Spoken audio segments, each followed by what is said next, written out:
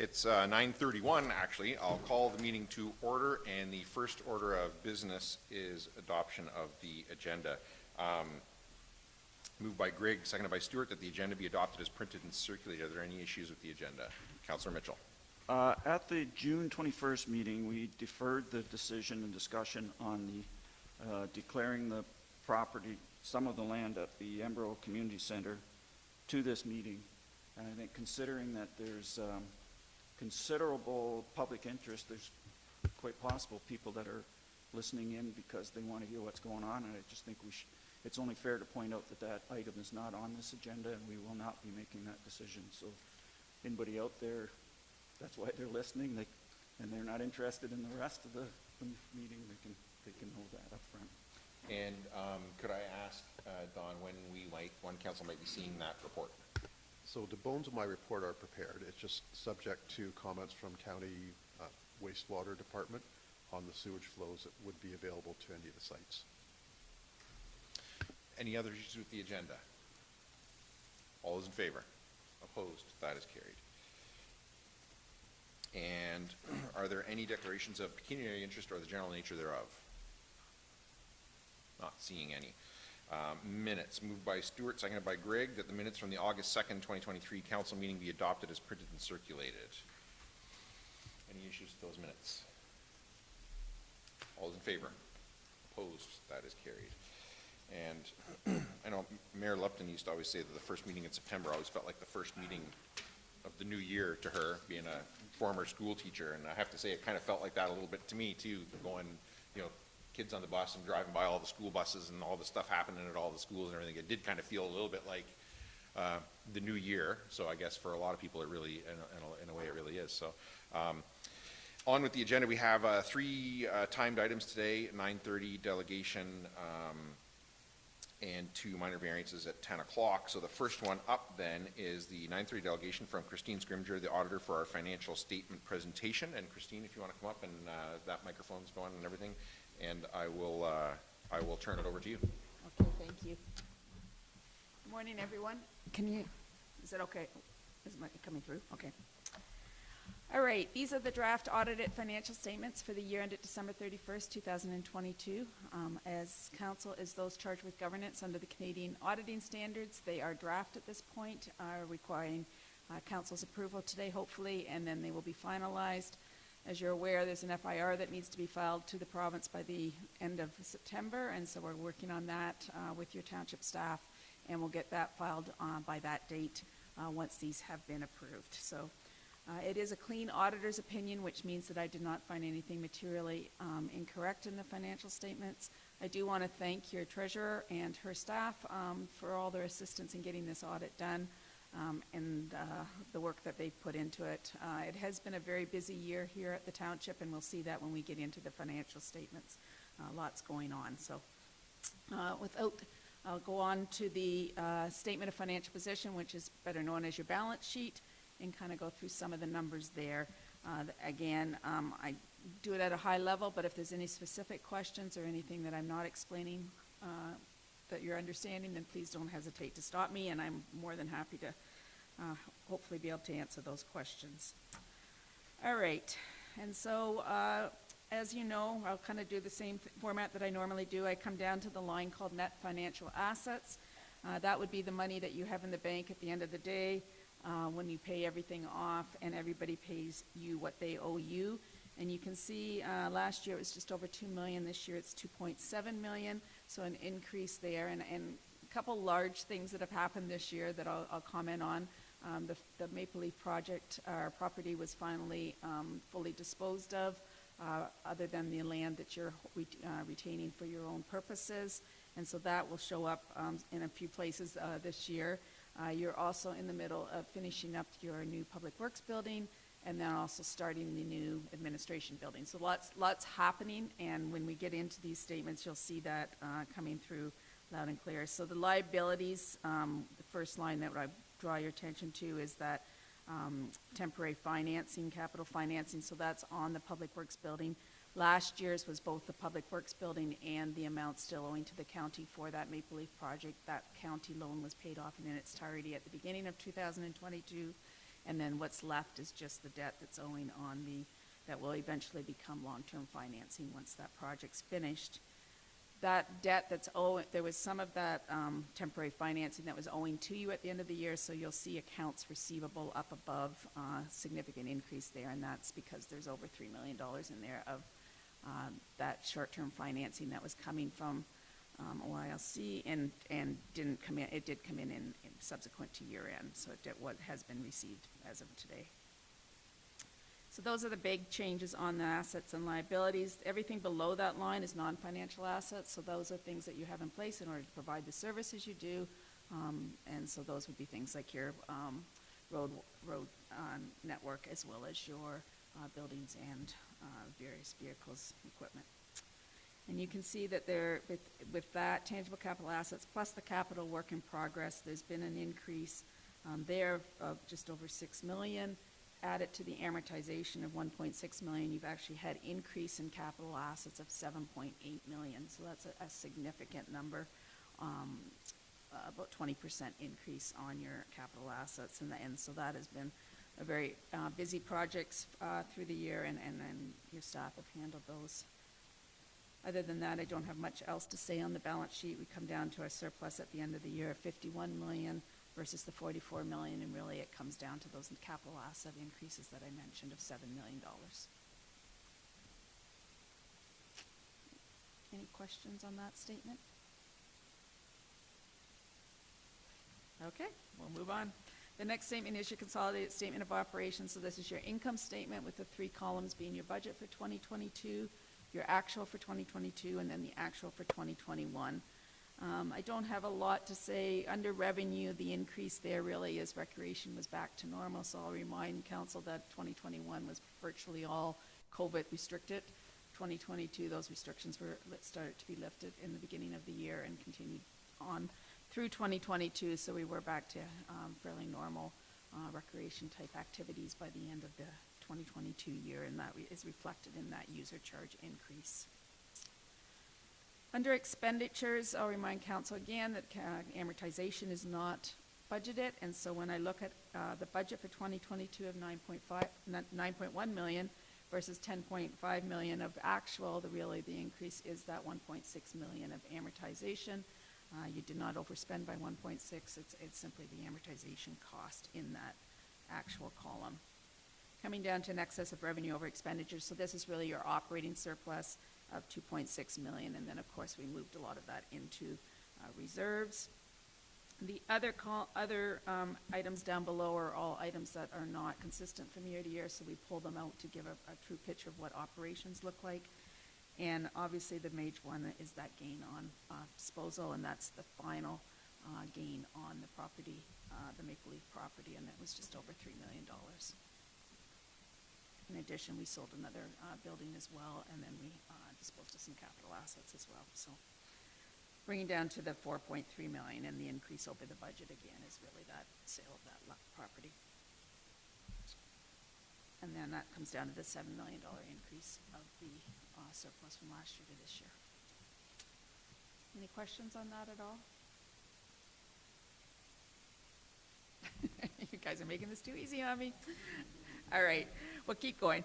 Consolidated statement of cash flows, I don't have much to say on that. That's just the ups and downs of the increases and decreases of the non-cash items on the balance sheet, and I highlighted those, the significant ones when I was going through that balance sheet, so I won't spend time on that one. The next one is the change in net financial assets, and this really does crystallize what went on with capital.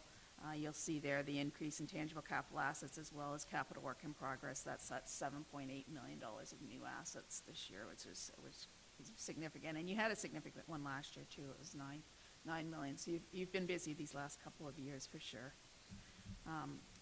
And then the amortization, that $1.6 million that I've kind of talked about a fair bit. So then we get to the notes to the financial statements. I will draw your attention to note number 1, which just talks about the fact that the Embro cemetery operations are consolidated in these financial statements. They aren't budgeted as part of your accounting, but they are included. And again, not overly significant, but still part of your financial statements. The note that I think you're most interested in would be note number 8, which is your accumulated surplus, which breaks down the various components of that surplus. And as I mentioned, the investment in tangible capital assets is there, but you'll also see that your reserves have gone up significantly, almost $5 million, and again, 3 of that, it was the transfer of that gain on the sale of Maple Leaf going over into the reserve at the end of the year. And then the investment in earth, which is obviously out of your control. And at the back, there are 2 schedules, one being the, I will go to note number, both note number 13, which is the land held for resale, which just talks about the fact that that project is now done, being the Maple Leaf project, and then note number 15 is just a commitment note because you are involved in some significant capital projects, the one being the Public Works building, which is just about completed, and then the new admin building as well. And then, as I said, there's 2 schedules at the back. One breaks down capital assets by their components, and again, as would be expected, the majority of that is in infrastructure, although your buildings would be a close second. And then the last schedule is the schedule that breaks down the revenues and expenditures by functions that equals the FIR requirements. So this is a segue between these financial statements and the FIR that gets filed with the province. And these functions are defined by the province. And then at the back, you have another set of financial statements for the trust fund. So this is the care and maintenance monies that are received for the Embro Cemetery. So those monies are invested in perpetuity. The interest used off of those is used for grass cutting and the likes of maintaining that cemetery. That is my report. Thank you. Questions from council? Not seeing any at all. If only the audit only took this long, right? Well, maybe that's why there's no questions. I was because going the to audit- say, exactly. Thorough audit. I thank you for this, and I think this is one of those reports that, in my experience, usually doesn't get a whole lot of questions, but I think people should really pay a whole lot of attention to it. It certainly helps me sleep at night knowing that I'm going to get this every year and that we get it. I would suggest that it should help council sleep well at night as well, and residents to know that there is a independent third-party audit of the books. So whether they agree or disagree with the decisions council's made, there is a reconciling here of how it was spent, where it was spent, how it all adds up, where it all goes. And I think that's something that, for some reason in 2023, a lot of people don't really know that we do as municipal government, that there's a transparent document once a year where they can just say, where did you spend it all? What didn't you spend? What did you do with it? Where did it go?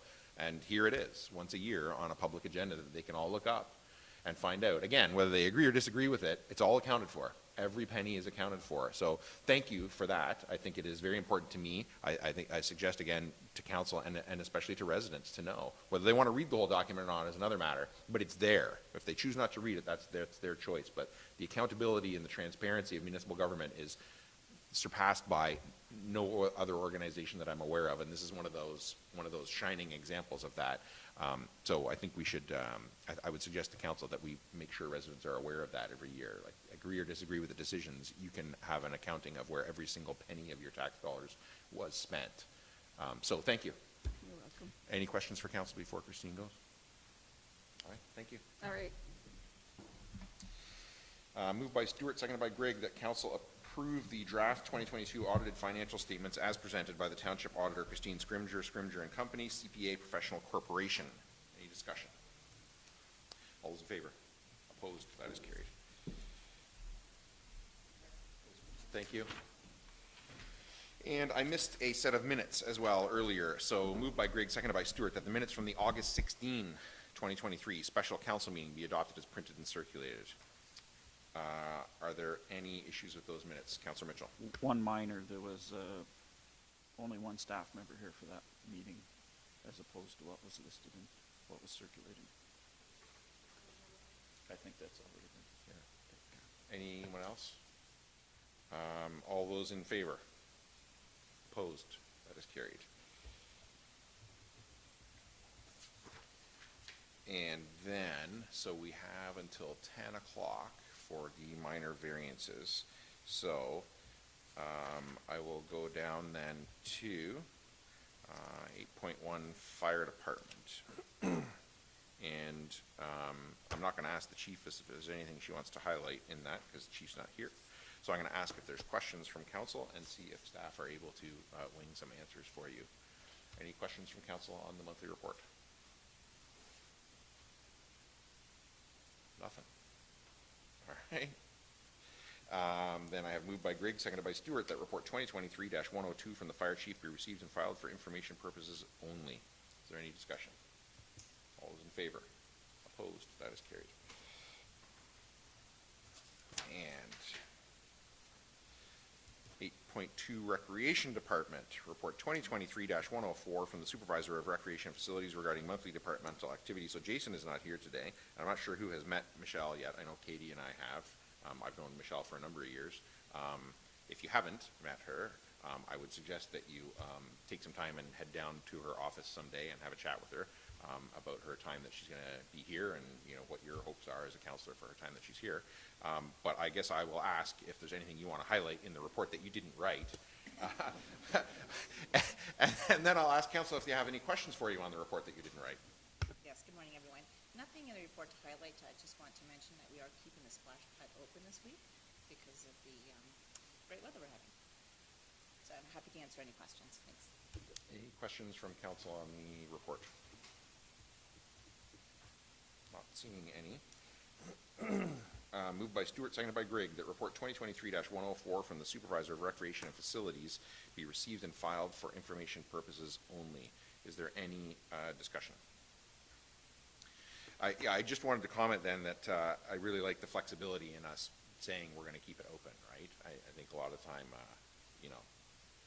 government can be criticized for being inflexible and stuff like that. And it's a small thing, but I think in the next few days, it's going to be a big thing for a lot of people to have that open, right? So please pass on council's thanks to staff for being flexible and doing that, switching over to ice time and everything like that and keeping that open. I know it's not an easy thing. Any other discussion? All those in favor? Opposed? That is carried. And 8.3 Building and Drainage Department, report 2023-106 from the Chief Building Official Drainage Superintendent. And Mike, is there anything you want to highlight for council in that report? No, nothing at this time. Questions from council on that report? See, so Christine's not the only one that got off easy. Everybody's like just, I feel like there's something big looming on the agenda that I'm missing that everybody's like just waiting for. Moved by Grigg, seconded by Stewart, that report 2023-106 from the Chief Building Official Drainage Superintendent be received and filed for information purposes only. Is there any discussion? All those in favor? Opposed? That is carried. And 8.4 Public Works Department, report 2023-109 from the Director of Public Works. Mike, Steve, is there anything you want to highlight for council on that? Yes, a few things. Hopefully this isn't the report that's looming. Bridge 54, that's a bridge that we're being reconstructed on Road 64, is completed. The road should be reopened by the end of day today. So Road 64 has also been paved west of that project. So all that's left is getting some line painted once everything's out of the way, and that should happen within the next couple of weeks. Other bridge project that started, Bridge 26, which is located on the 29th line between 78 and 74. It was a reconstruction project. It, after crews started chipping, found that the structure is in worse shape than we expected. It's going to have to be fully replaced. The cement is in not good shape. It's delaminated internally. There's not much steel in the structure. We're very preliminary here. The meeting we had was yesterday morning. Drawings are being sent by the engineers, so we won't have actual figures on what exactly how much more it's going to cost over and above what we planned on spending on that bridge this year. I'm told to expect at maximum be $400,000 extra on top of what we've allocated for that bridge. Like I just mentioned, we won't have solid numbers until the drawings are submitted to the contractor so he can provide pricing. That should be coming within next week. That's my wonderful updates to date. Questions for Steve on the report?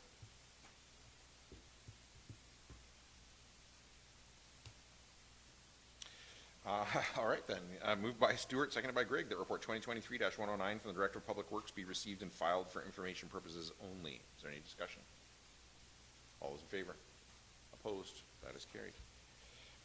Well, it wasn't that one.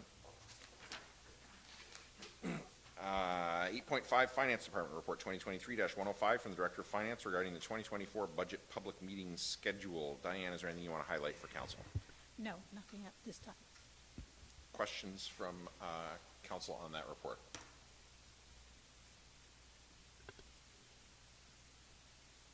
Not seeing any. So I did note to staff that November 29th at 9:30 is a conflict for me for Oxford. That's all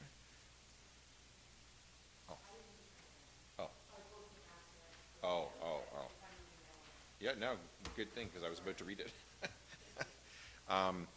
So November 29th at 9:30 is a conflict for me, because there's an Oxford special budget meeting scheduled at that day and time already. So have we figured out an alternative to that? We were just hoping to propose the day before or the day after and see if that worked with council's schedules. So, thoughts from council on that? So that would be, what Karen's suggesting is either the 28th or the 30th at 9:30 in the morning. Councilor Mitchell? I believe they both work for me. Deputy Mayor Greg? Both work for me, so I have no preference.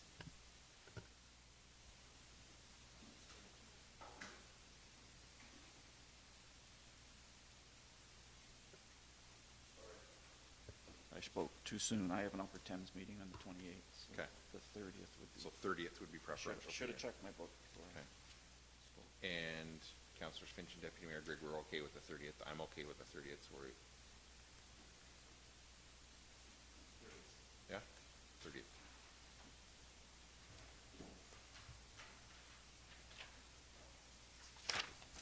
Any other questions for staff before I read the motion?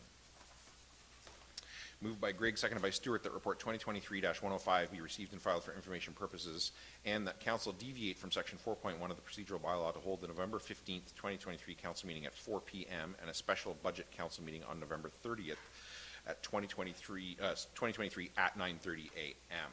Any discussion? All those in favor? Opposed? That is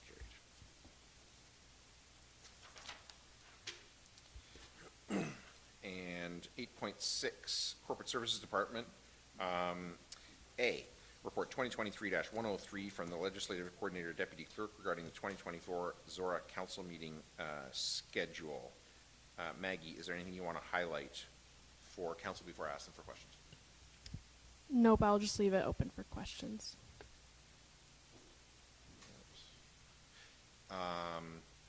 Questions from council?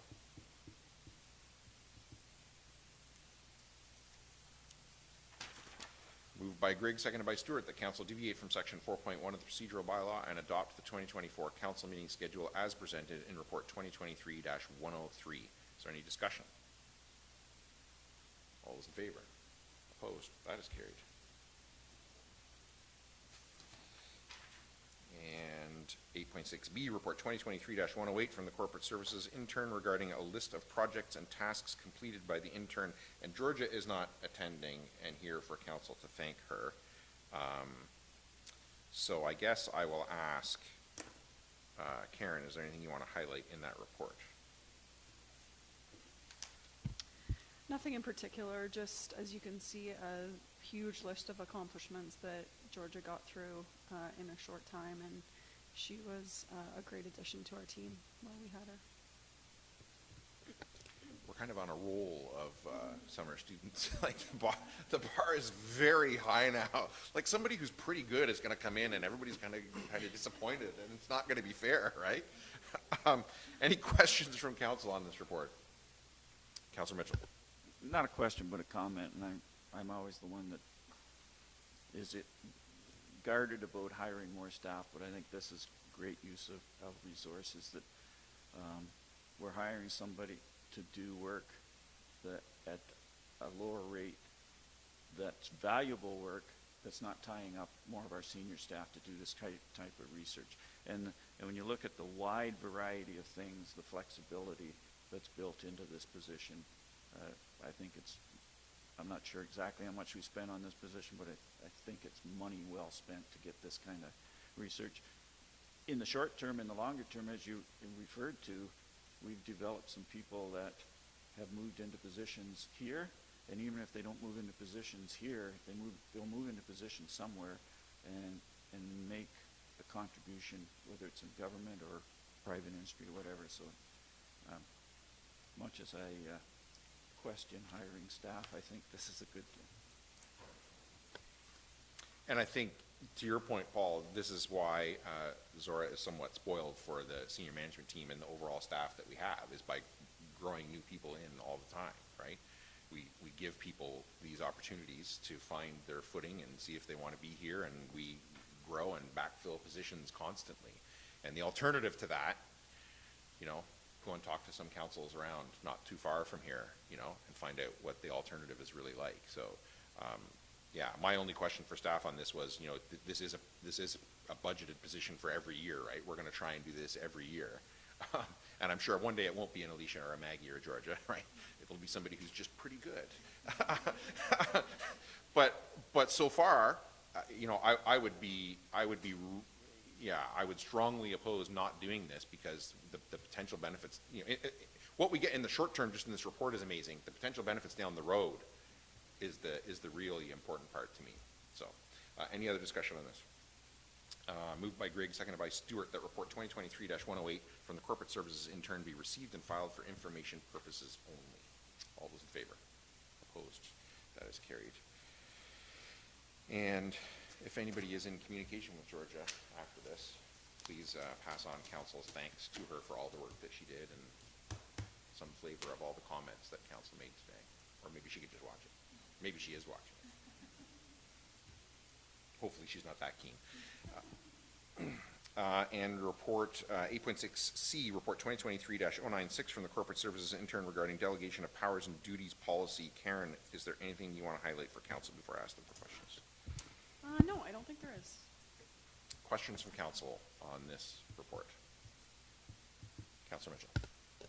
It just occurred to me, this is basically a housekeeping report, isn't it? These are things that we've kind of evolved into because they are more efficient and better ways of doing things. Now we're just codifying it. Exactly. Any other questions? So the only question I have is there an opportunity to do more delegation of authority here? I know that's not usually what the politicians say, but to me there is always a question of, are there routine matters that within the scope of a specific policy could be further delegated to staff, with exceptions where, but if it's like this, then it goes to council, or whatever the case may be.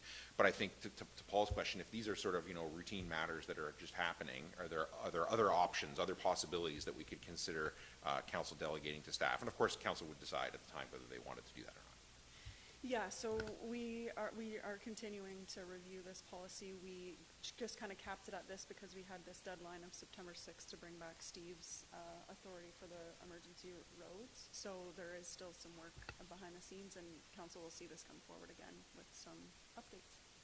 Because I think the thing to me is not so much that I don't want to know, or I don't think council should have a say, but the reality is if there's routine matters, then that means residents, when they're asking for one of these things, can get it faster, right? They don't have to be told, well, you have to wait until the next council meeting, and who knows what council's going to decide. If council can do the work with staff of setting up a policy that we're comfortable with and then delegate it, that means our residents just get a more efficient, more effective answer faster, which is what they want, right? But it puts the onus on us to scope that policy out where we're comfortable delegating it to staff. So I think I would encourage us to do that work, and then residents just, get the things that they pay us to deliver to them faster and easier. So if there's no other questions, then moved by Stewart, seconded by Grigg, that council approve the policy updates proposed in report 2023-096 regarding the delegation of powers and duties policy number 100-14. Any discussion? All those in favor? Opposed? That is carried. And 8.6D, report 2023-114 from the Director of Corporate Services regarding lane closure in Embro. Karen, is there anything you want to highlight in there? I just wanted to highlight, and I should have added it in here, this one is a little bit different than some other unopened road allowances that we have dealt with. We have dealt with ones like this as well, but Councillor Finch asked a good question, and I should have included in there. So this road allowance is owned by these property owners. The township is just listed as having authority over part of the property, so we can't actually sell it to them like we do some other unopened road allowances. So just to clarify, there's no sale price on it. But it's a good question. Any questions for staff on this report? Moved by Mitchell, seconded by Finch, that council enact bylaw 43-23 to close a portion of road allowance not traveled known as part of David Street, Plan 87, designated as Part 2 on 41R 10390, Township of Zorra, being part of PIN 00208-0116R, and that council enact bylaw 44-23 to authorize the mayor and clerk to sign a transfer quitclaim deed in favor of Brandon Steckley and Melissa Geis. Any discussion? All those in favor? Opposed? That is carried. And moved by Stewart, seconded by Grigg, that council be adjourned at 10:02 a.m. for the purposes of holding a meeting pursuant to the provisions of the Planning Act, and that council move into the Committee of Adjustment for the purpose of hearing minor variance applications. Is there any discussion? All those in favor? Opposed? That's carried. So then, item 6A, minor variance application AO6-23. Spencer, I will turn it over to you.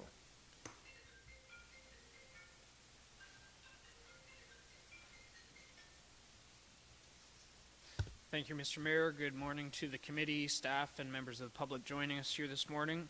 The first application for minor variance affects property owned by David Vanderspeck and Joyce Vanderspeck, and in this case the property is on the west side of the 45th line between Road 84 and 88.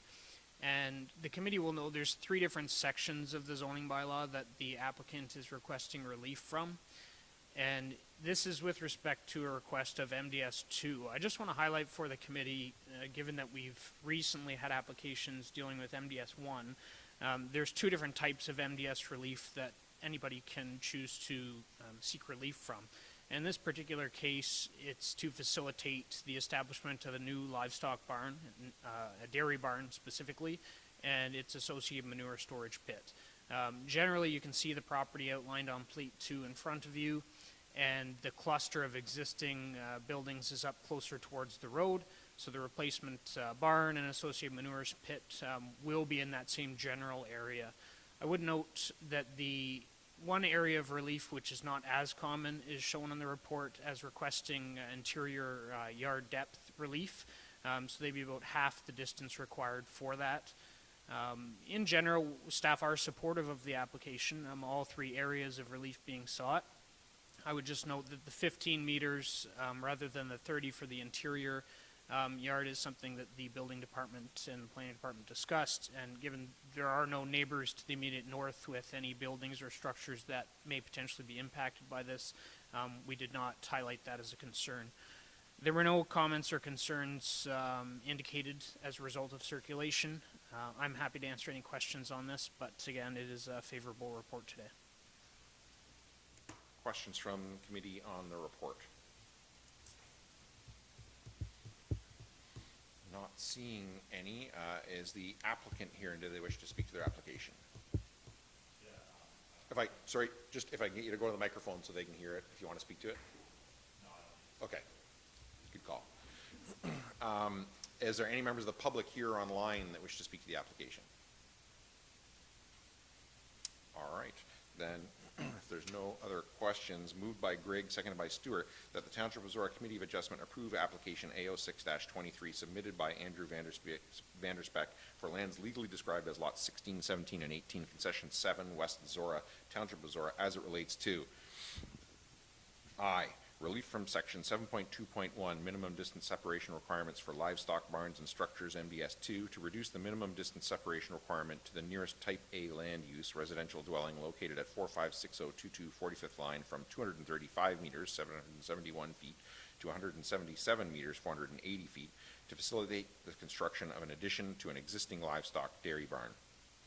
II, relief from section 7.2.2, minimum distance separation requirements for manure storage structures, MDS2, to reduce the minimum distance separation requirement to the nearest type A land use residential dwelling located at 456022 from 312 meters, 1023.6 feet, to 282 meters, 925 feet, to facilitate the construction of a new manure pit to service the proposed livestock dairy barn. III, relief from section 7.2 zone provisions to reduce the minimum required interior side yard from 30 meters, 98.4 feet, to 15 meters, 49.2 feet. Is there any discussion? Deputy Mayor Gregg. Not really much to discuss. Just wanted to comment that the recommendation for approval is well laid out in the planning report, and I'm in favor of this development. Anyone else? Councillor Mitchell. Just a couple of comments. I'd like to point out that when you're putting in additions, there's less flexibility of where you can locate things because you've got to work around with what buildings and facilities are there. So I think as a committee, we need to remember that it may not meet all the specifics, but because it just makes sense from a functioning, that's where it should be. I also noticed when I looked at the overhead map that the building, the residents identified the nearest neighboring dwelling also has an open pit, manure pit on that property. So I think there's less chance of there being conflict in the future than it would be than that was just a rural residential. And I'm also, when I looked at the plan of what the applicants plan to do, I just want to say it's encouraging to see that people are willing to invest in their own businesses in the future in a time when the economy doesn't look so great and that there's a lot of negativity. So I just want to wish them all the best. They're going to spend a lot of money in the next few years to make this happen. So I just want to wish them the best with their new ventures. Anyone else? All those in favor? Opposed? That is carried. So there is a waiting period for appeals for this. So if you follow up with Mike before as you get your building permit, Mike will make sure you're all good to go and everything happens right. Okay. Thanks. And then Spencer, minor variance application A07-23. Turn it over to you. Thank you, Mr. Mayor. This particular property is on the 47th line, just north of Highway 2, Beachville area. And in this case, similar to the last report, they are seeking relief from MDS2 requirements. However, the barn itself, which is proposed, does meet the MDS requirements. So in this case, they're only seeking relief for the pit itself. Generally, as shown on the plate before you, as a result of circulation, we did not receive any comments one way or the other about this. However, it was noted by the Conservation Authority their regulation limit is within close proximity to the proposed development. However, where it's currently sited and proposed is well outside of the regulation limit, so there's no concerns in that regard. We are supportive of the application here today, and I do not believe the applicant may be here to speak to this if any questions come up. But otherwise, favorable report, and yet another one where I just want to highlight the difference between MDS1 and MDS2. So in this case, locating a new livestock facility as opposed to trying to locate a new residence. So that's just for the committee's information. When we're supportive of growing livestock in the area, sometimes the relief is necessary for these facilities. Questions from the committee? Not seeing any, and I'm just going to ask for the record, is the applicant here and do they wish to speak to their application? And are there any members of the public here or online that wish to speak to the application? Then moved by Stewart, seconded by Gregg, that the Township of Zorra Committee of Adjustment approve application A07-23 submitted by Tim Renkema for lands legally described as part lots 1 and 2, concession 8, West Zorra, Township of Zorra, as it relates to I, relief from section 7.2.2, minimum distance separation requirements for manure storage structure, MDS2, to reduce the minimum distance separation requirement to the nearest type A land use residential dwelling located at 475025 Zorra, East Zorra, Tavistock line from 190 meters, 623.3 feet, to 130 meters, 426.5 feet, to facilitate the construction of a new manure pit to service the proposed livestock dairy barn. Is there any discussion? All those in favor? Opposed? That is carried. So again, just follow up with Mike before you go ahead, and he'll look after you and make sure you're all good to go. And moved by Greg, seconded by Stewart, that council move out of the Committee of Adjustment and pursuant to the Planning Act that the public meeting be adjourned at 10:11 a.m. and the regular meeting of council be called back to order. Is there any discussion? All those in favor? Opposed? That is carried. I was going to say, you guys are all free to go if you want, unless you want to stay and, you know.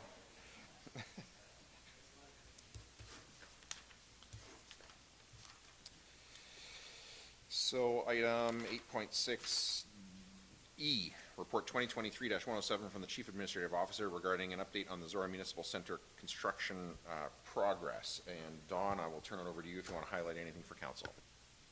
The only addition would be a new schedule that's been submitted by the contractor.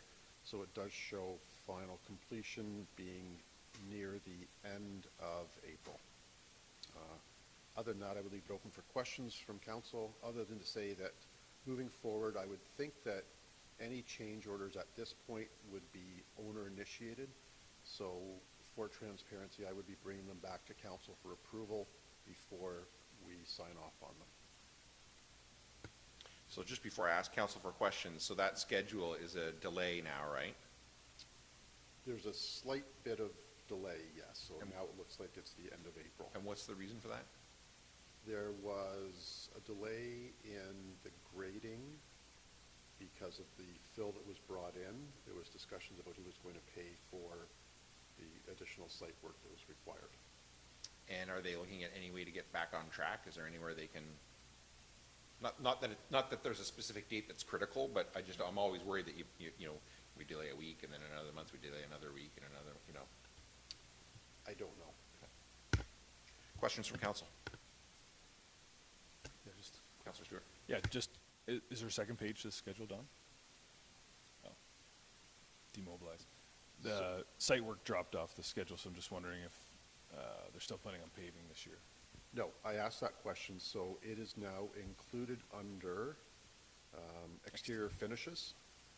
So that would be starting in April. So it's beyond when concrete would have to be needed, so that was my concern. That we wouldn't have any additional costs, so that's their anticipation is they would do that work starting the second week of April. Anyone else? Councilor Mitchell. Some questions I noticed under electrical mechanical conduit wiring for 4 electric car charges. So what's the plan? Are we going to move the 2 stations that we have here and then buy 2 other additional ones, or are we going to buy 4 new stations? And We anticipate bringing the 2 that we have attached to the building here and potentially adding 2 more. So we've added the conduit now to make sure that we would have provision for that. We have been working with a company called Flow to see if they would be interested in installing the 2 new stations. So with Flow, the owner sets the price that they charge per kilowatt hour. Some companies do subsidize for employees, and others just have it at full market rate. So that would be something that council would need to determine closer to the date when they're installed. Also, we're waiting to see if there's any future grants available for installing these types of chargers. So typically there are 2 intakes per year, but we haven't seen one come out recently for that. so the anticipation is that we will have 4 chargers. The details of how we're going to do it Correct. is to be determined. Yes, that's correct. Over the next, but it's in addition to the overall project. Yes. Okay. And my other question has to do with the changes to the ceilings. I just wondered what was the rationale for, and what the changes were and what the rationale was for them. So the original design showed a drop ceiling in the council chamber, and it didn't take advantage of the full height of the ceiling. Also, the lobby area was quite low, and it was going to be somewhat dark because it's an interior part of the building. So what we did is we raised the ceiling in the lobby and the council chamber. By doing so in the lobby, we were able to add another window above the mayor's office that would let some natural light in. So that was the reason we did that. So the roof in the committee room is not being raised at all. It's still going to be a drop ceiling. Okay, thanks, Don. Any other questions on the report? Just to be clear, I did not ask for that window in the mayor's office. This is the first I heard about it.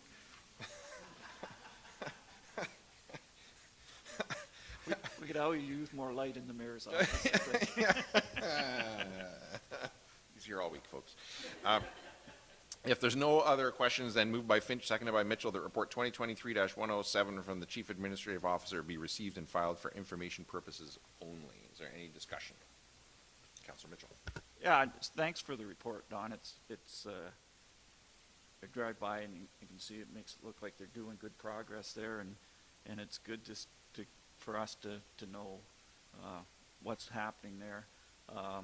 Never happy to have to spend more money, but I think anybody that's built anything realizes that as you get into a project, especially in a design and build, you see things that let's make this better now rather than in 5 years' time saying, geez, I wish we'd done that, and making alterations at that time. So, and the numbers you gave us, like we're looking at change orders of about 380,000, which will, much would be at. Some of that will be covered by the contingency, a little bit over, but then the numbers you give us at the very end, the comparative numbers on a per square foot basis are still very reasonable for what we're going to get it. So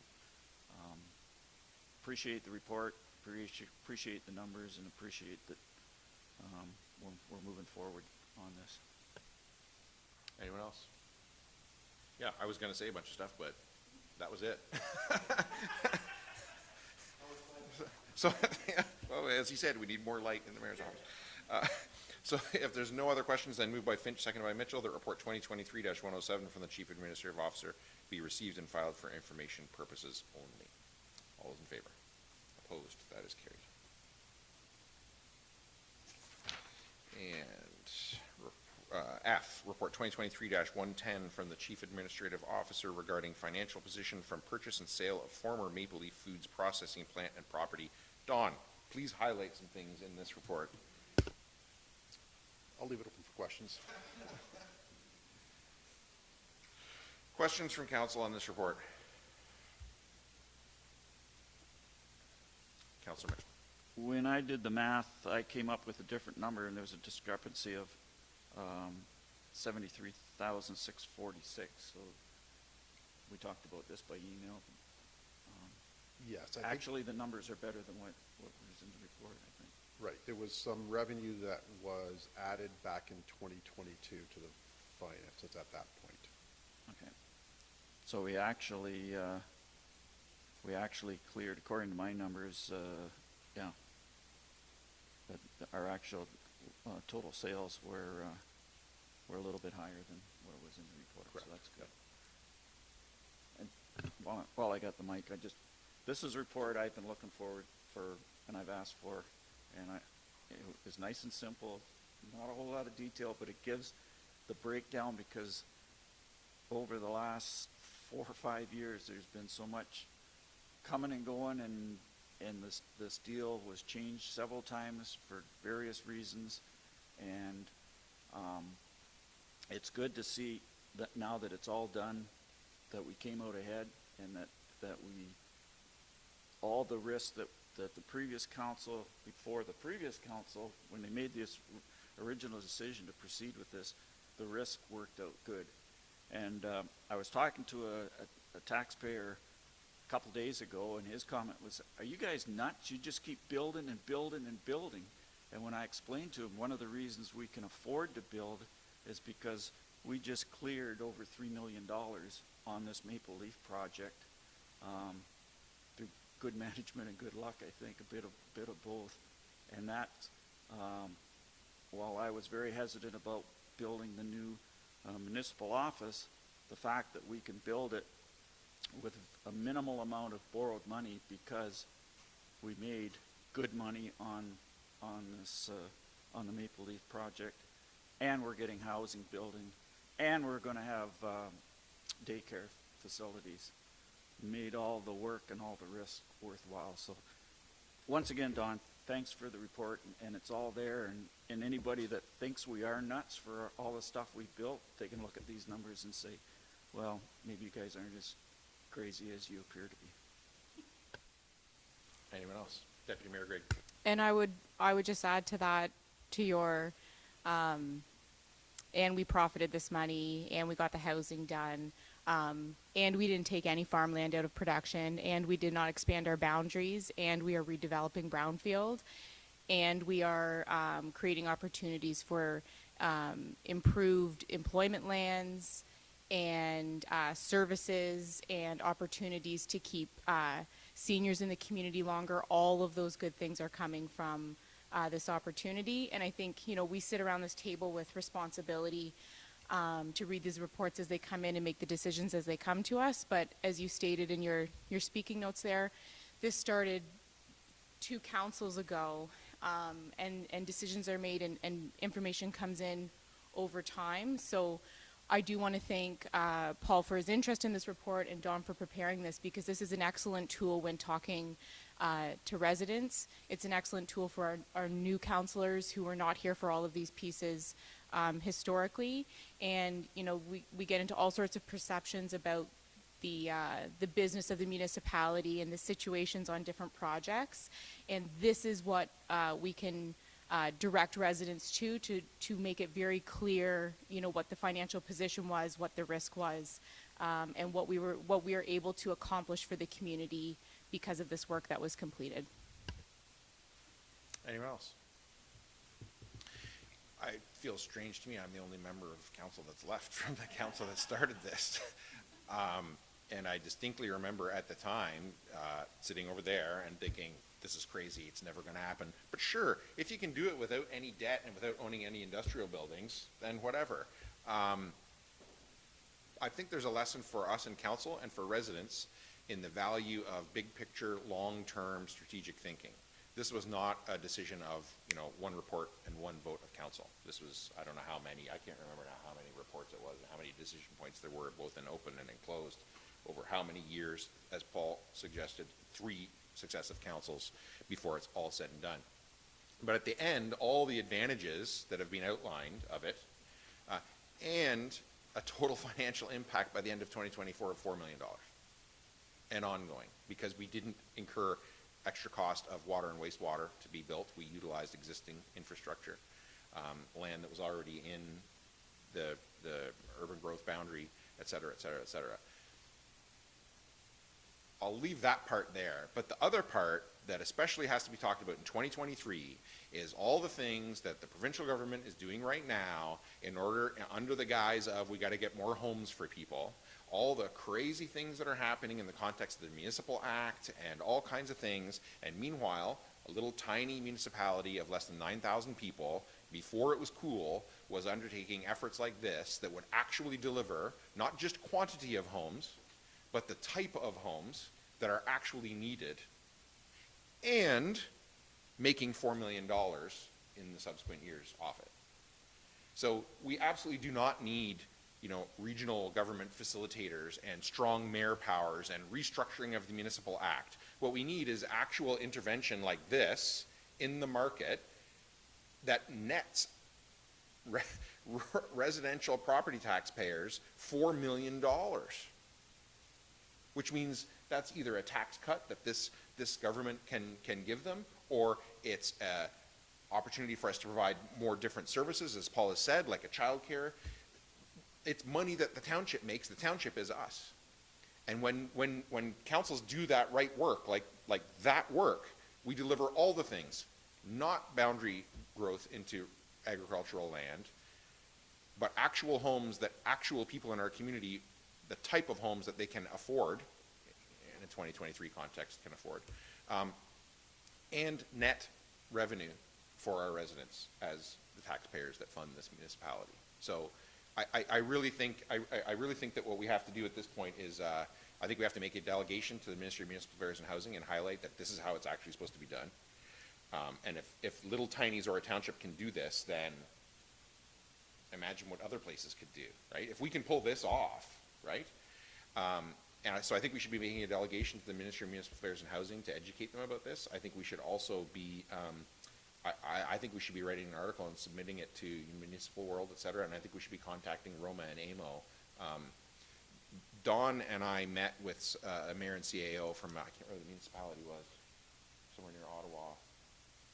Run through. Anyway, at AMO, they wanted to ask us about the Municipal Center and childcare, and we talked to them all about that, and then they asked us about this as well, and I can tell you their eyes were like saucers when we explained this to them, and how, you know, as we went through the process, at the beginning it was very high risk, but as we went through it and as council and staff managed the decision points, that we reduced it down to virtually no risk.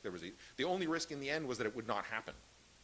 That was the only risk. There was really very little financial risk to the township as we went through the process. So I think there's immense lessons to be learned from this, but the biggest one I would suggest for this council is to keep that big picture, long-term view of things, because I did not see this coming. I thought this was going to be great for the community. I did not see this coming when we undertook this 3 terms of council ago, that it could be this good. But through effective management and keeping successive councils and staff keeping their eye on the long-term goal, we got there. So this is absolutely amazing to me. Like, it just astounding. Like, yeah. Anybody else? Moved by Mitchell, seconded by Finch, that report 2023-110 from the Chief Administrative Officer be received and filed for information purposes only. All those in favor? Opposed? That is carried.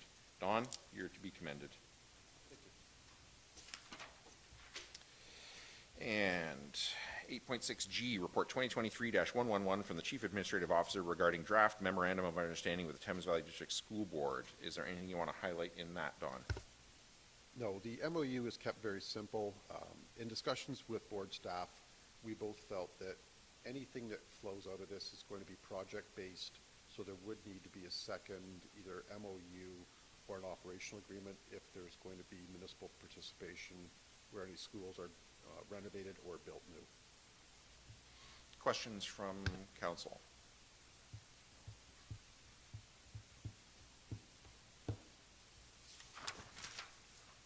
Moved by Finch, seconded by Mitchell, that council approve in principle the memorandum of understanding between the Corporation of the Township of Zorra and the Thames Valley District School Board attached to report 2023-111. Any discussion? Councilor Mitchell. I don't know if staff planned this, but this kind of just moves right in from what we were just talking about, and looking at the big picture and thinking outside the box and all those other cliches that we're talking about. Because if this comes to fruition, it makes what we've done before is just a stepping stone. A couple of comments. I do have 2 major concerns, and if I'm still around when we come to the point where we move forward with this, my first big concern is where are we going to get the money from for our share? Because I don't know, ballpark for a new school is what, 25 to 30 million. Ballpark for a new arena is 25 to 30 million. If we can build it for 50 million instead of 60 million, that's a good thing. But if we're partners in this, where are we going to come up with the 10 or 20 million or whatever it's going to be our share of it? That's a problem to be discussed down the road. My other concern is if we are minority partners with the school board, and we've seen how school boards have operated up till now, how much influence do we have in the actual design and operation of this as the minority partner? Those are my two concerns. But I'm going to support the motion because we do need to look at a different way of providing services and facilities.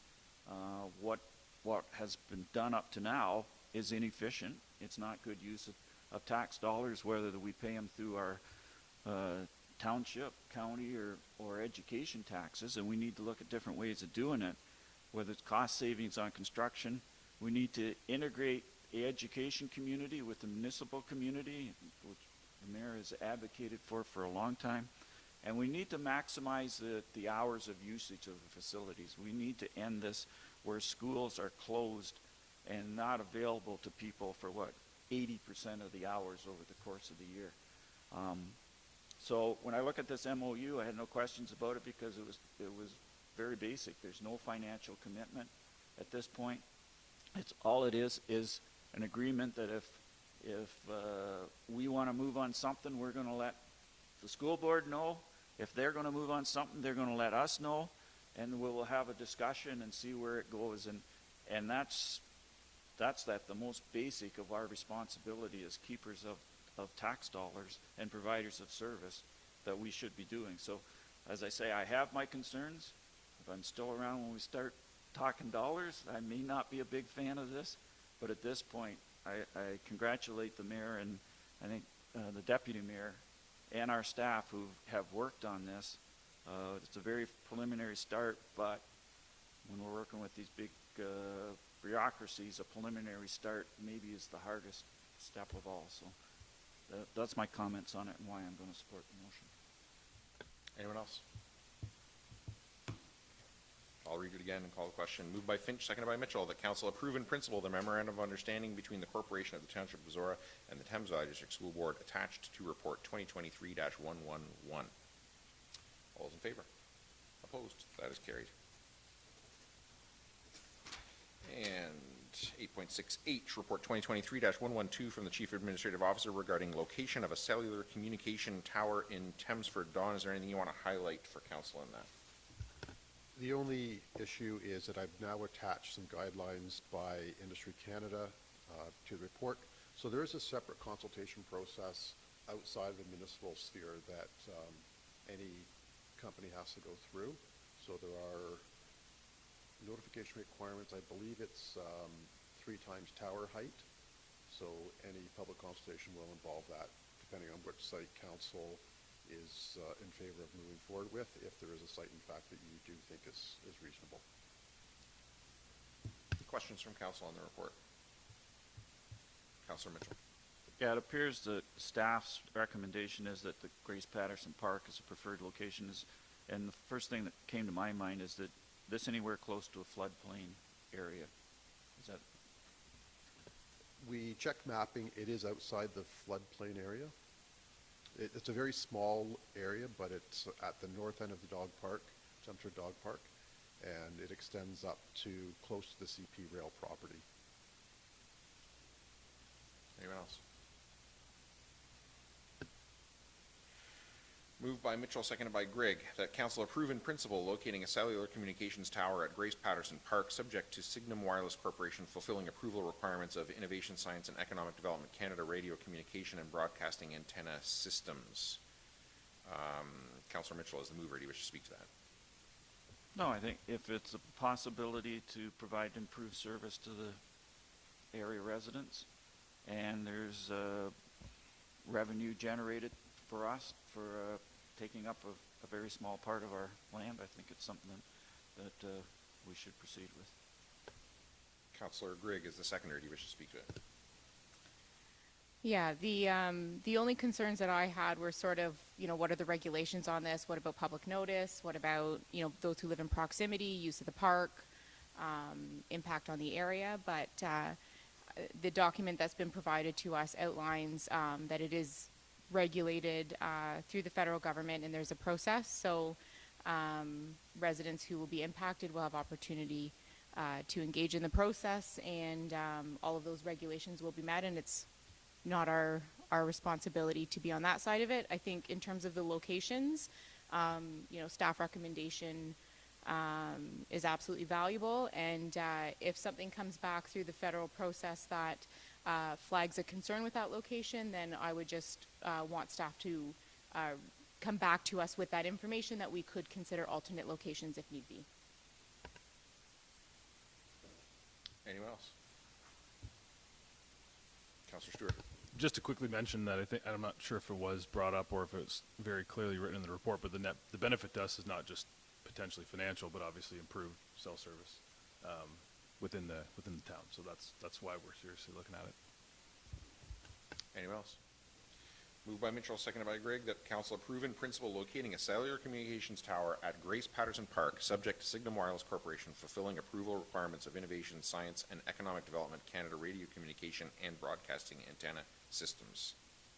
All those in favor? Opposed? That is carried. And correspondence requiring direction 9A, correspondence from Oxford County regarding Strong Mayor's resolution. Any questions before I read the motion?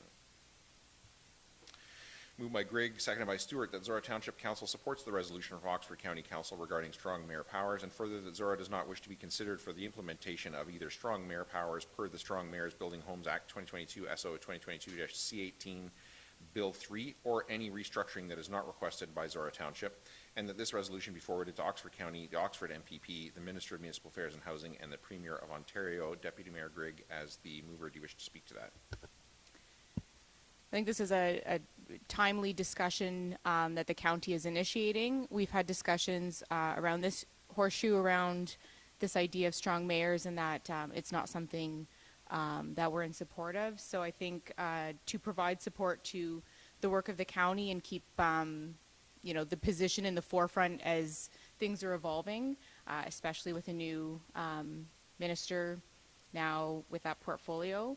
I'm always thinking about, subsequent councils and getting people involved in municipal politics. And, when changes are put in place to shift the process to be less democratic, it also removes some of the value from these other seats.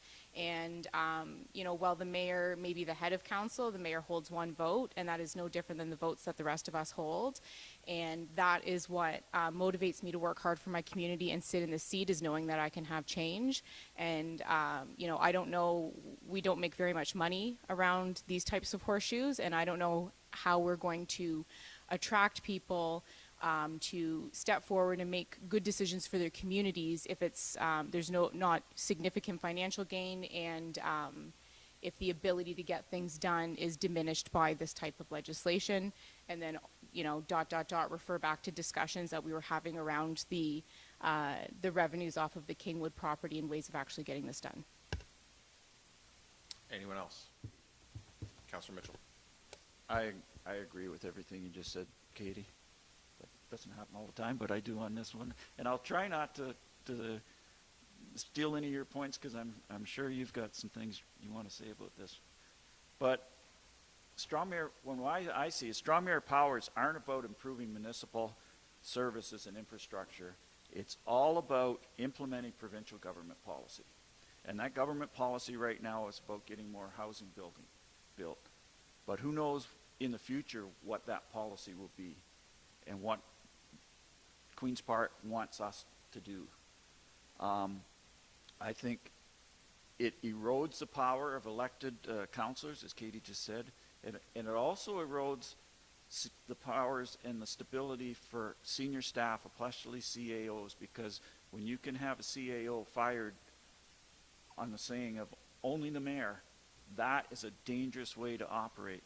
And I think eventually, and I think it's inevitable that strong mayors will lead to nepotism and corruption, because there's no checks and balance. There would be no checks and balances in place as there is now, where an elected council makes the ultimate decision. So I just think we've talked about this before, it's a terrible thing.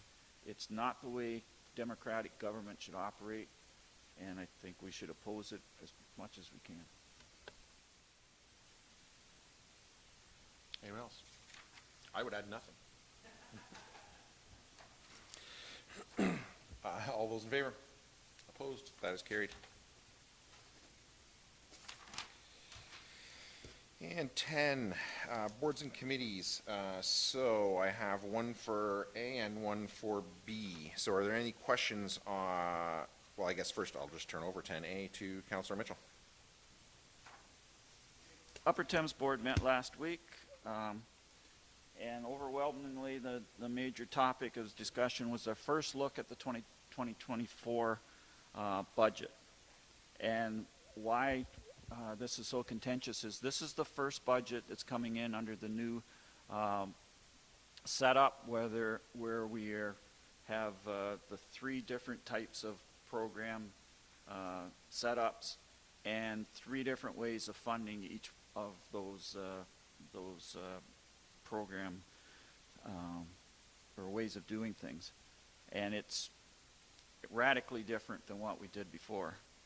And the preliminary numbers are from the Upper Thames would be a levy increase to municipalities of $1.5 million, and that there would be operating deficits of just under 1.3 million and capital deficits of a little over 1.3 million. So the initial figures are a lot more money that we need from the municipalities, and we're going to have to pull either make that number higher, or we're going to have to pull significant dollars out of our reserves to operate in the next year. Overall, we're looking at a operating budget of just under 23 million and a capital budget of just under 3 million. But the ironic part of this whole discussion was that Upper Thames staff told the board that the cost of implementing all these changes is going to be about $1.5 million. And a lot of that is current staff that are having to work on these projects to meet the deadlines set out by the province, that are shifting to work on these things away from their normal things, but also hiring 9 new staff members to deal with all this work that's involved, all this negotiation with municipalities, and all the other things that are mandated to be done over the next year and a half, and they've been working on for the last year or more. One question that we had after part of our discussion is, these extra people are being hired, are they permanent positions, and are they going to have roles to play after the end of next year when these deadlines are met? Or are these going to be contract positions where once these deadlines are met and all these contracts are in place, then we don't need those people anymore?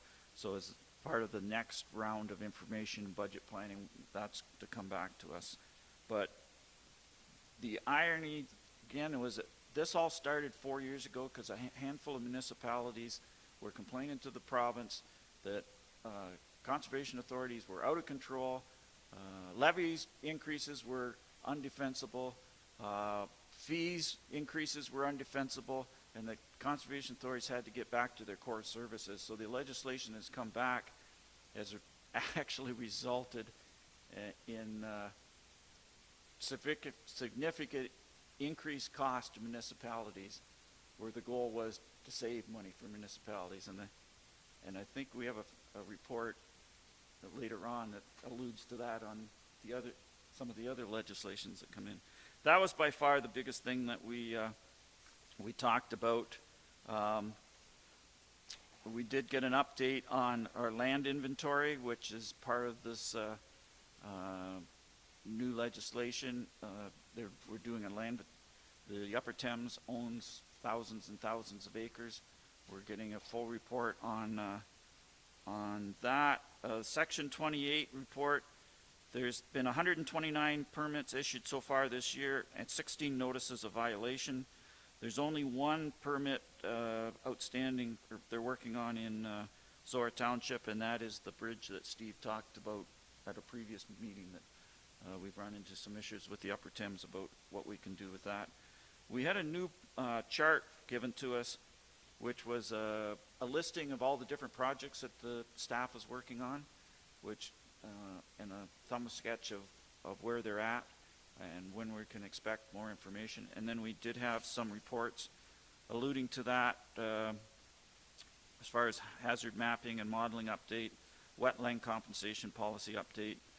And then the last thing was we did have our 2023 financial update, and revenues are higher than budgeted, so that's good.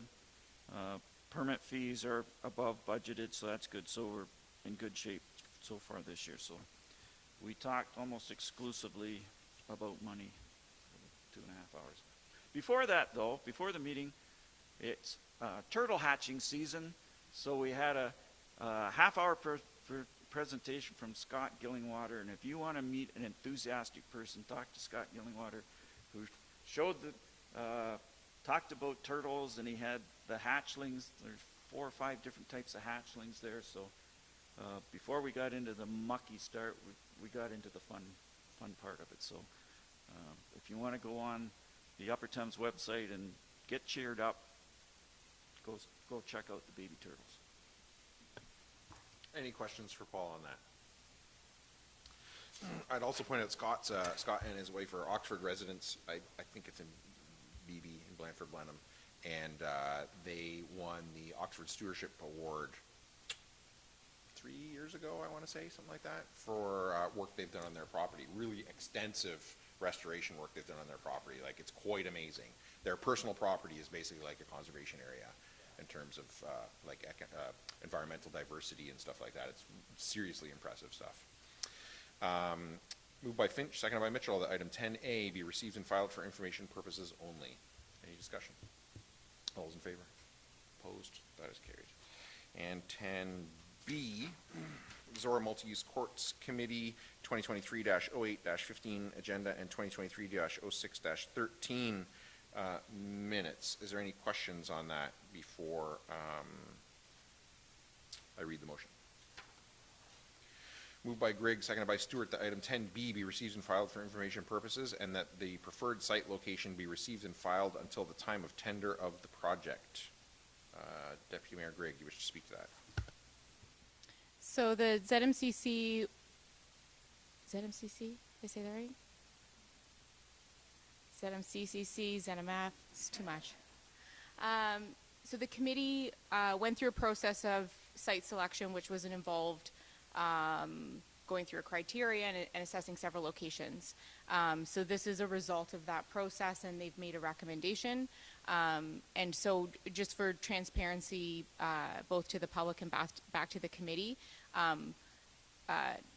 Recreation is not in a position to comment on this at this time. There's sort of parallel work that's happening on the township side of things, as well as the committee is not quite closing in on that financial component of fundraising for the project. So it would be at that time that further recreation work has been done for looking at recreation amenities across the township, as well as having that funding in place and being ready to tender the project, that the formal decision will be made on in terms of where the location goes. So this resolution is just to recognize that while the recommendation has been made from the committee, the decision will be at a later date.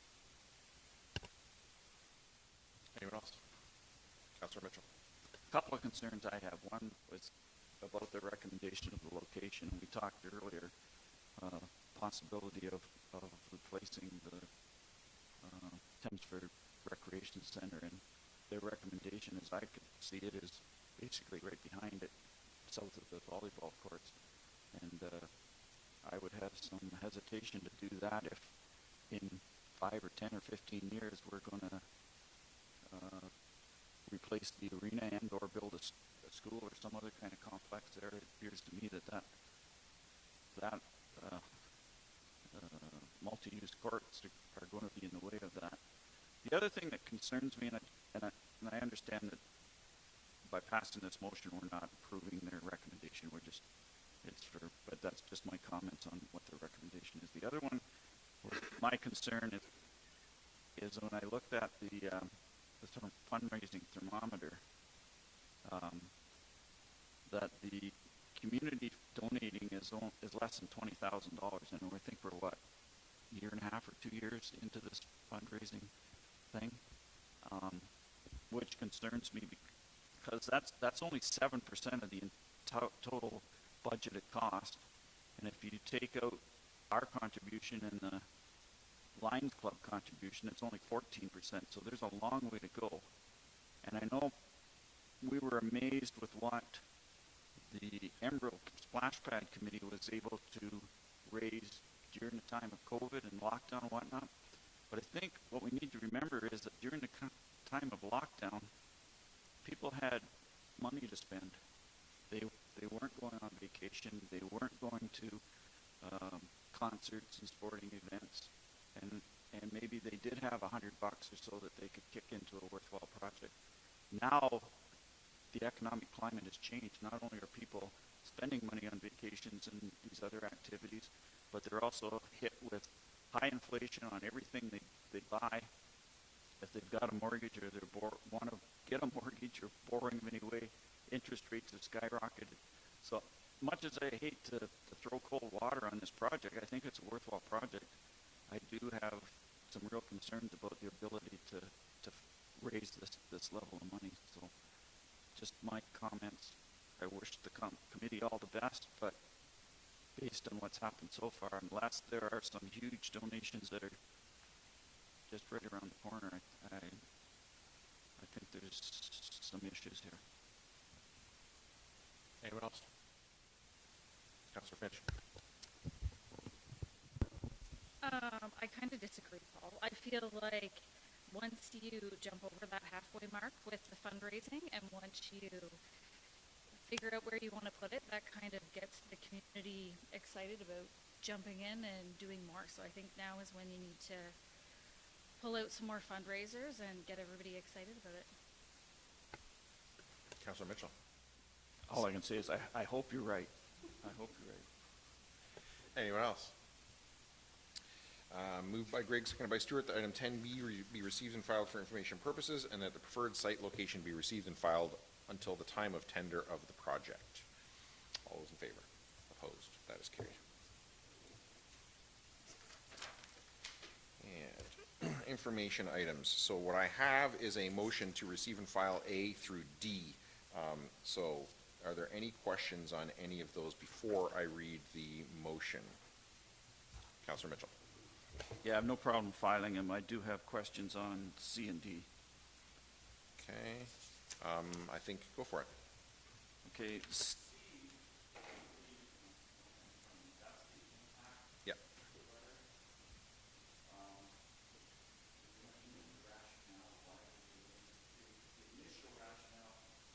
The initial rationale was because COVID shut them down. They were supposed to be done in 2020. Now we're looking at what, 24 or 25 before they're 25, which means we're using data to do our people are paying their taxes based on data that's almost a decade out of date, and there's been huge changes in property values. So did the province indicate through MPAC or any other way why they're delaying this further? So the CAO from Southwest Oxford wrote a letter to Mr. Hardiman, and according to the government, they're in the process of reviewing the entire assessment program. So there is no point in proceeding with any changes until they've carried out the review. No time frame has been given for that. It's just that it is under review right now. Okay, so the way they're doing the assessment is potentially going to change. That's Unlikely, but that's the rationale they're given. okay. I would just add that one of the specifically in that context, one of the concerns that I heard the provincial government has is that so much time has gone by that for some properties, there could be a big gap, a big jump potentially, right? And they want to manage that. I think to some extent that's inevitable for certain properties, and the reality is there's some people who are not paying their fair share now, and some people who are paying more than their fair share. So I mean, there's an inherent inequity now. At some point, somebody's going to rip the Band-Aid off. My personal opinion is that it's just going to be a bad news day when this resumes. And nobody wants the bad news day. No matter what we do with this, somebody's going to be upset with it. Yeah. But I think it's right now the system's just broken, right? The system is based on and the other thing is Ontario is, if not the only, one of the only provinces in the country that has this cycle. Most of them are done on an annual cycle, the assessment. So in a larger picture, it's even less fair. And then you had questions on D? The letter from the former minister, and it talked about housing targets set by the, so does Zorra Township have a housing target set by the province, or is it Oxford that has the target? Who's got a target? Neither Zorra Township nor Oxford County has a target, nor has one been asked of either Zorra Township or Oxford County. The city of Woodstock was asked for a target. They have not yet responded formally as to whether they're going to agree to that target or not. Okay. So we're not eligible for all this. We are. In the fund that they announced, 10% of it was set aside for small and rural communities. Okay. Now, whether we would ever actually be able to access 10% of that or not is a big question mark. I think there's a legitimate concern for even some of the municipalities that have targets, whether they'll be able to actually access any of the money. When you look at the proportional size of some of the municipalities involved, in theory, you might have access to that money. But if you're a Sarnia and you're in line behind Brampton, on a percentage basis, Sarnia could develop, far more houses in their community than Brampton. But a small percentage of houses in Brampton is going to eat up a whole lot of that money that was allocated. So it was pretty clear in the minister's announcement that there was going to be consultation. He explicitly said that with municipalities. So there's going to be a lot of conditions with this and strings attached, which is, appropriate if they're going to hand out $1.2 billion. But I think until that consultation happens and those strings are known, I don't think anybody really knows what this actually is. And to your point earlier about the conservation authorities, that whole thing was done in order to save municipalities and taxpayers money, and is going to cost them money. So I think until this consultation happens and the strings are known, is it money to build homes or not? It's not even clear what you can spend this money on right now. It says housing and associated infrastructure or something like that. Well, could you pave a road with it? Like that? That's not how. Anyone else on 11A through D? Any questions on any of those? Moved by Finch, seconded by Mitchell, that items 11A through D be received and filed for information purposes only. All those in favor? Opposed? That is carried. And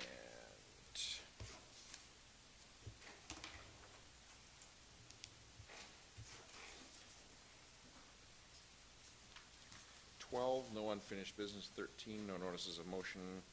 So I think I've got bylaws, calendar, and closed. You're good? Okay, so bylaws then. Moved by Mitchell, seconded by Finch, that bylaws 43-23 and 44-23 be taken as read a first, second, and third time and finally passed. And further, that the mayor and clerk are hereby authorized to sign the same and affix the corporate seal thereto. Is there any discussion? All those in favor? Opposed? That is carried. And moved by Finch, seconded by Mitchell, that council move into closed meeting session at 10:59 a.m. pursuant to section 239.2C, a proposed or pending acquisition or disposition of land by the municipality or board. Is there any discussion? All those in favor? Opposed? That is carried. And Maggie, can you let us know when we are off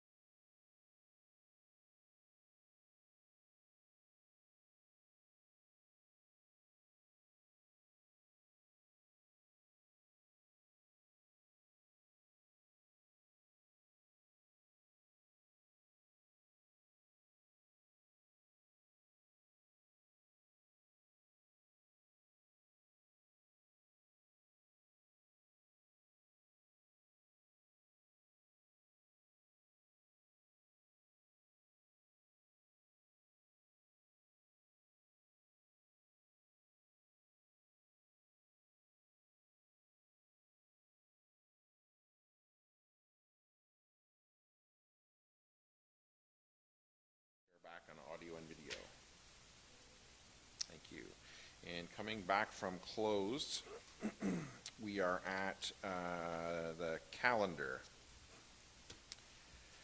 And this is getting kind of busy now. So today we're at the 6th, first day of school for everyone.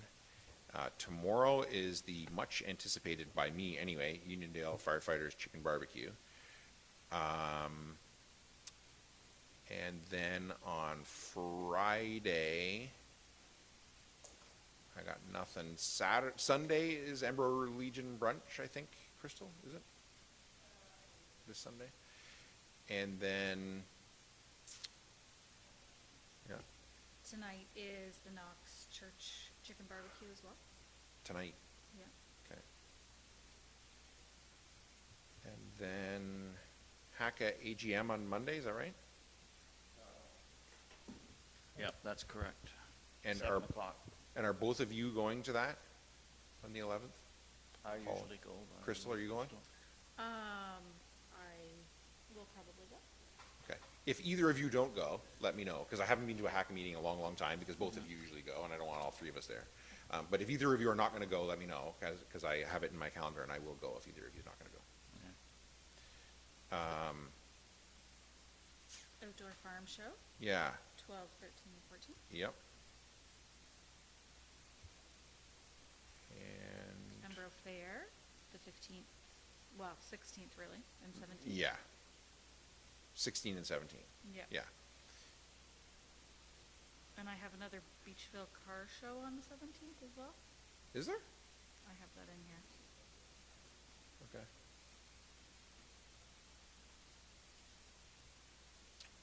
And then I've got us back here on the 20th.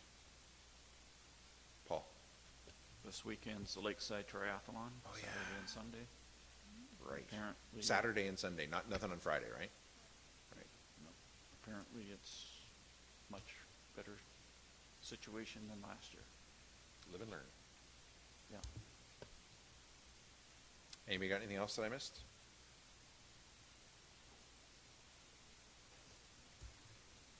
There's a multi-use courts meeting on September 12th.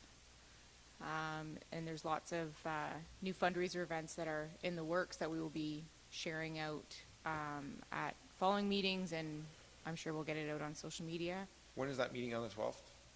7 p.m. Where is it? BD room. Okay.